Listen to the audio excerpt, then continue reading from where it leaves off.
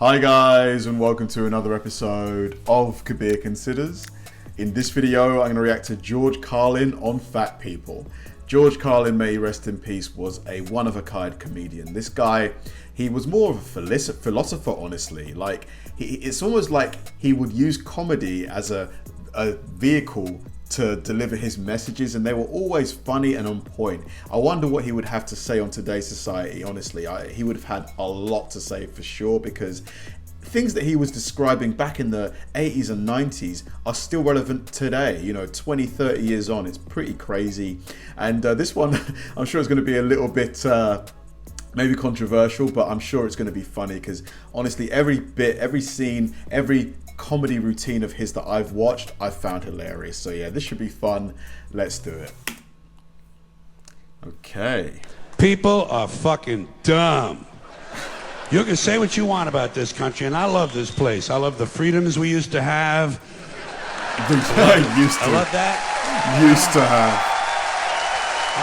I wish the quality was better, but I think we're at the max. I love it when it didn't take a fucking catastrophe to get us to care for one another. I love the fact that we're on camera all the time from all angles. But you know what? You can say what you want about America. And I say I love this place. I wouldn't have it any other way. Wouldn't live in any other time in history in any other place. But say what you want about America. Land of the free, home of the brave. We got some dumb-ass motherfuckers floating around this country. Dumb-ass motherfuckers, you know? Yeah.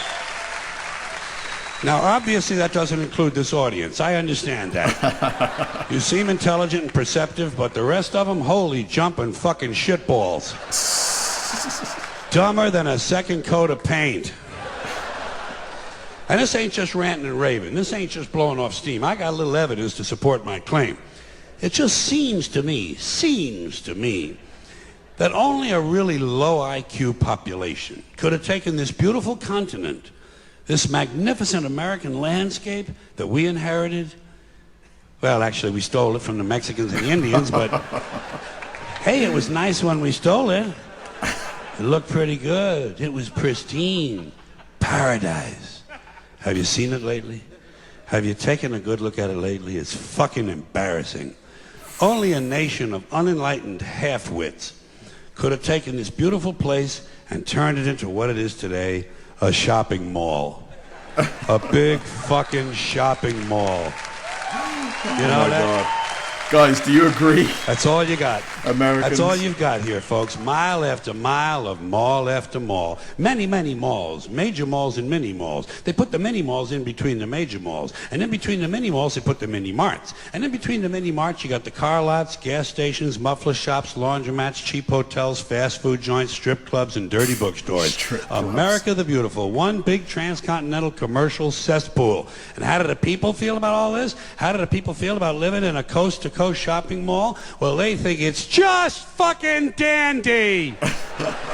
They think it is cool as can be, because Americans love the mall. They love the mall. That's where they get to satisfy their two most prominent addictions at the same time: shopping and eating.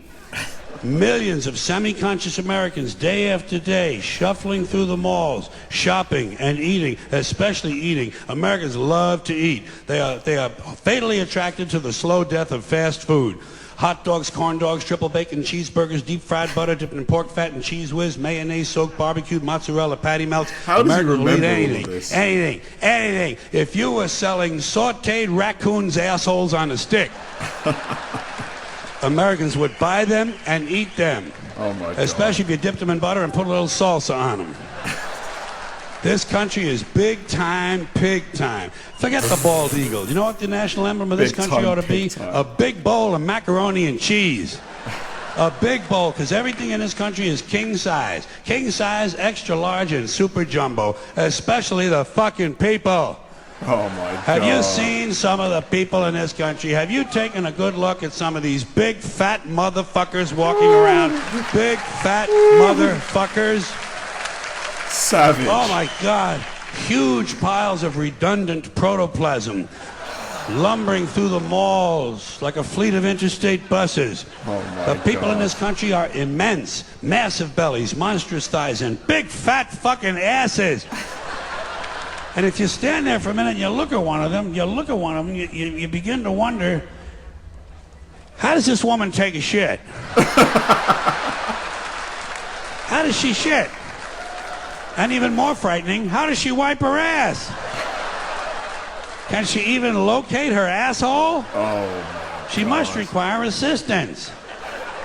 Are paramedics trained in this field? And standing right next to her, of course, with a plate full of nachos and a mouthful of pie, is her clueless fucking husband, Joe Sixpack.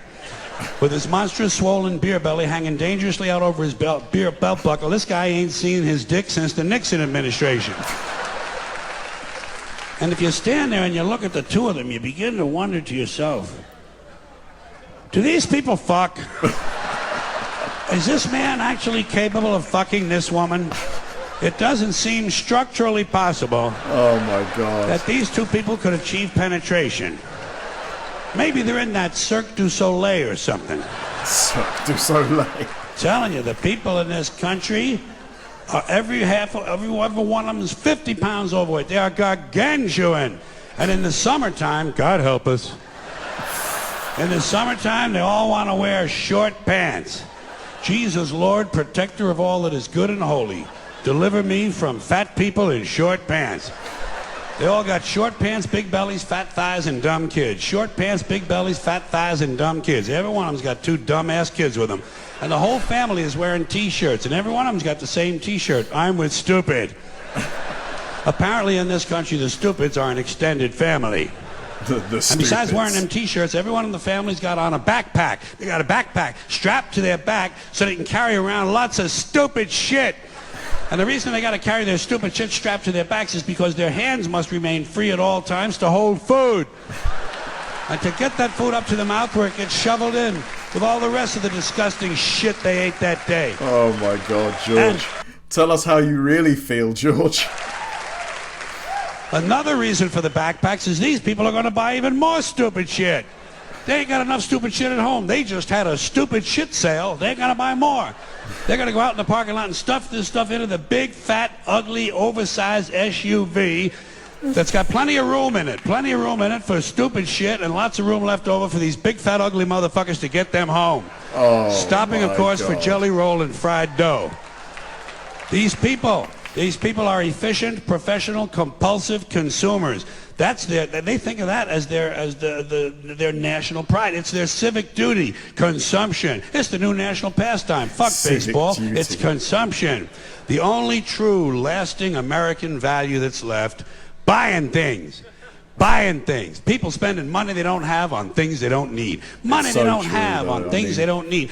We spend all the time. It's almost like we live to buy stuff. Like buy. You look on TV, commercial after commercial. It's just, is that all we're here for? Just to buy stuff? So they can max out their credit cards and spend the rest of their lives paying 18% interest on something that costs $12.50.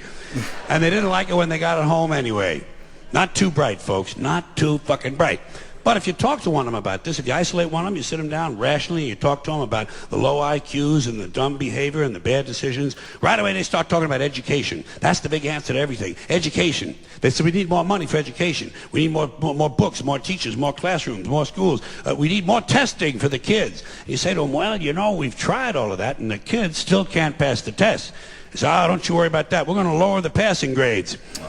And that's what they do in a lot of these schools now. They lower the passing grades so more kids can pass. More kids pass, the school looks good, everybody's happy, the IQ of the country slips another 2 or 3 points, and pretty soon all you'll need to get into college is a fucking pencil. Got a pencil? Get the fuck in there, it's physics. Then everyone wonders why 17 other countries graduate more scientists than we do.